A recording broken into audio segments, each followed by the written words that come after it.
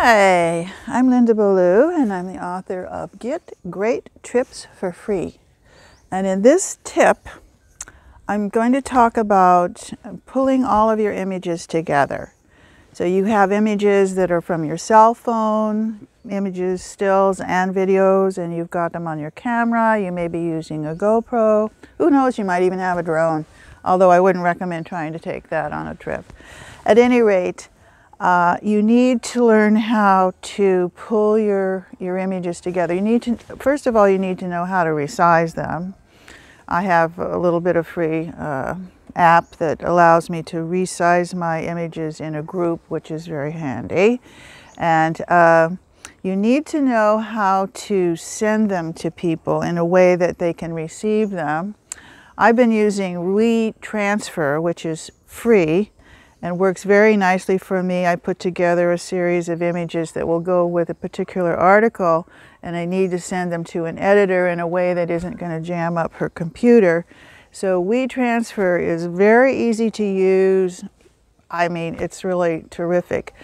But sometimes I need to send things that the editor, wants them in Dropbox. Dropbox is another one actually where I receive a lot of images in Dropbox, and that's not a free service, but Dropbox is handy in a lot of ways because you can store very large images in there. WeTransfer is just, stop and go. It doesn't save anything.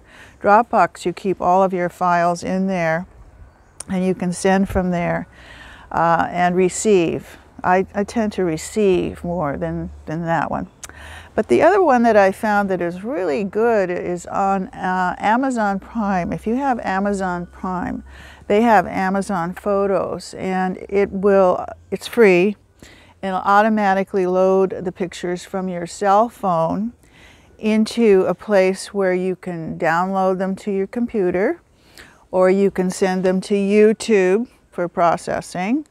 And it organizes them, and you can search them so that if you're looking for one for, pictures of a certain place or a date, you can find them quite easily.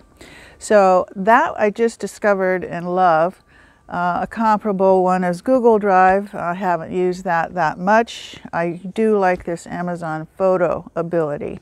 If you don't have Amazon Prime, you can pay for it. But Amazon Prime pays for itself. I mean, you get free shipping, whatever. I'm not going to pitch Amazon. We all know about that. But anyhow, then the next step is to pull your pictures together in a story, to learn how to edit. Video editing is really what we're talking about now. So you have Creator Studio on YouTube, which is free. And it's really kind of cool. It's pretty simple, and it has a music library there, and you can add images and so on. So it doesn't have the full tilt capacity of some of the other softwares that you can download.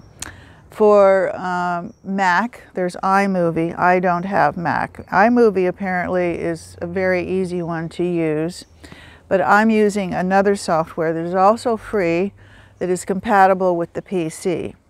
But in order to use it, I have to really focus on it. It's a little complicated. I'm getting it, but the way I'm getting it is by going onto YouTube and getting videos of others who are teaching me how to use it. And I really can't stress enough that you can find anything you want on YouTube. If you need to learn something, go to YouTube. They have a video on YouTube Creator, not from YouTube, but from people who are using it. So that's what makes it really good, because you have an individual who's pointing out the pluses and minuses of the particular software, not just selling you the software.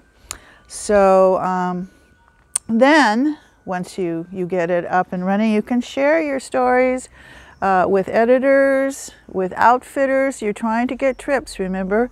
So if you send a really cool travel story to an outfitter that you've created, that will impress them, because you can do that for them too.